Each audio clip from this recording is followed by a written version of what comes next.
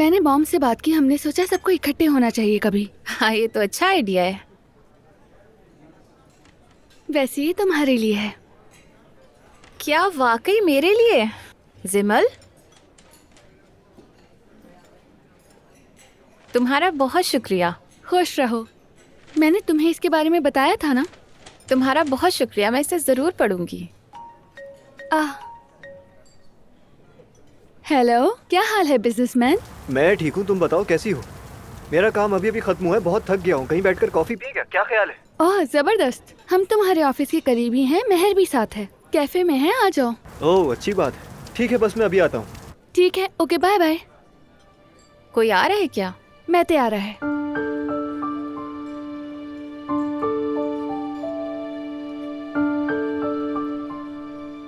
कोई मसला तो नहीं? नहीं तो ऐसे ही पूछ लिया बस। महर, तुम्हें मैते पसंद नहीं है? बोल दो।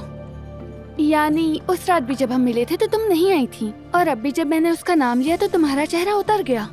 नहीं, वो बात नहीं है। बाबा को पसंद नहीं है।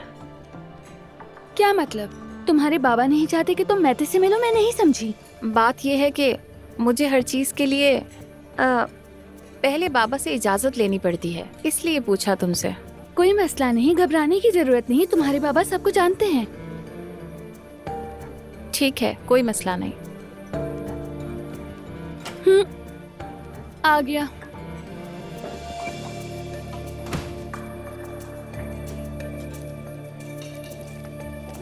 कैसी हो जिमल? मैं ठीक हूँ, तुम बताओ कैसे हो, कहाँ गायब हो? एक्सक्यूज मी, अगर ये फ्री है तो ले लूं?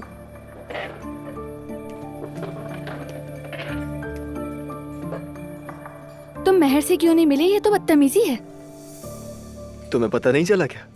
किस दुनिया में रहती हो तुम? महर गैर मर्दों से ना हाथ मिलाती है ना गले मिलती है। लेकिन क्यों? क्योंकि मुनासिब नहीं है। बिल्कुल, मुझे भी ये मेरी मामा ने बताया था। तुम बताओ कैसी हो महर? शुक्र है अल्लाह का। तुम बताओ मैते। ठीक हूँ, ऑफिस से अभी आया हूँ, थोड़ा रिलैक्स होना चाहता था। उस दिन तुमने हमें अच्छा टाला, थैंक यू।